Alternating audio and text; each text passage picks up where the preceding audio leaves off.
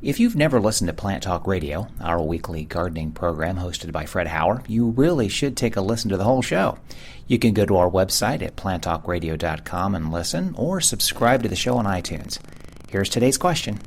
Janet sent us an email this week, and she says she planted 3 white profusion butterfly bushes, which are quite large, and she's wondering, could you recommend some companion plants for in front of these, because she wants something to hide what she calls a rangy appearance about halfway up the plant. Yeah. It's an area with southern exposure, full to partial sun. She was thinking about maybe knockout roses. I would definitely concur with that thought, and I certainly understand. Butterfly bush has a magnificent flower, and it depends on the cultivar. Some will stay at 3 and 4 feet, some go 5, 6, 7, even 8 feet, and they can be quite spraggly, is my term for it. And I understand, therefore, what she's trying to do.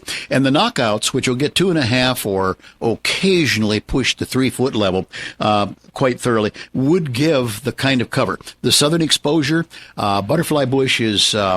Well, I would not put the rose too close, because butterfly bush in its manner of growth can flop out over the roses. But certainly that there are things like peonies that could work, although that's not as good as the idea of a rose.